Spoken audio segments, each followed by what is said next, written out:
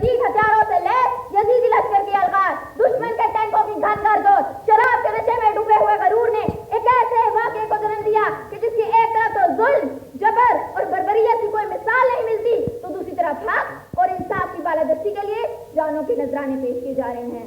मैं 1965 के शहीदों के हौसलों की अक्कासी इस शेर के जरिए करना चाहूंगी। शहीदाने वतन के हौसले थे दीद के काबिल, शहीदाने वतन के हौसले थे दीद के काबिल, वहां पर शुक्र करते थे जहां पर सब्र मुश्किल था। आली मोतबर 6 सितंबर 1965 एक बलबला अंगेज मारता है, क्योंकि इस दिन चश्मे फलक ने वो दिन भी देखा जब दुश्मन टैंकों और तोपों की फौज लेकर मेरे मुल्क की सरहदों पर चढ़ाई कर दौड़ा।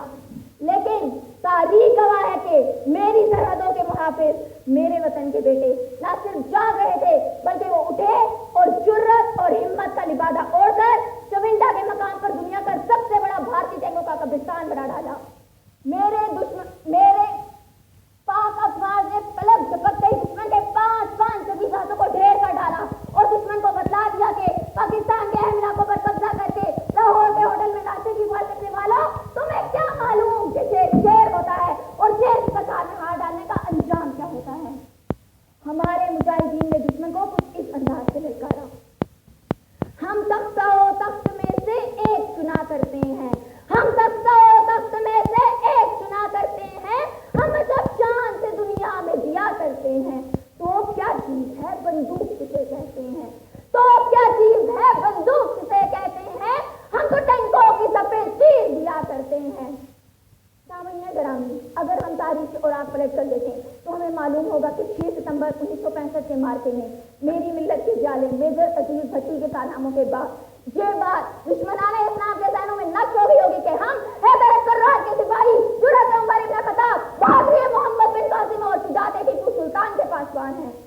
हम अमन और सलामती के लंबरदार भी हैं, लेकिन हम अपने मुल्क की आबरू की हिफाजत करना खूब जानते हैं। अगर हमारे मुल्क की तरफ कोई उंगली भी उठाएगा तो उसका हाथ उसके बाजू से अलग कर डालेंगे।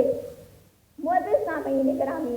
6 सितंबर 1965 के मार्के में मेरी मिल्लत के जालिम मेजर अजीज भट्टी जैसे बीसियों ने ऐसे कारनामे सर अंजाम दिए कि फिजाए बदर की याद ताज़ा हो गई।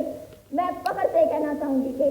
हमसे उलझोगे तो खंजर से अदू बोलेगा, हमसे उलझोगे तो खंजर से अदू बोलेगा, फसलें काट भी दोगे तो लहू बोलेगा। सामने ग्रामी, दुश्मन चला था चंद घंटों में हमारे मुल्क पर कब्जा करने, लेकिन अफवाज पाकिस्तान ने ऐसे दांत खट्टे किए कि 17 रोज गुजरने के बाद भी वो एक भी नहर पार न कर सका और पहुंच गया अक़वाम मुत्तहिदा में अपनी जान की भीख मांगने। उस दिन दुश्मन हमारा जान गया होगा, जी हाँ सदर जी वकार, वो जान गया होगा कि शहीदों की जमीन जिसको पाकिस्तान कहते हैं, शहीदों की जमीन जिसको पाकिस्तान कहते हैं, ये बंजर होकर भी बुज़दिल कभी पैदा नहीं करती।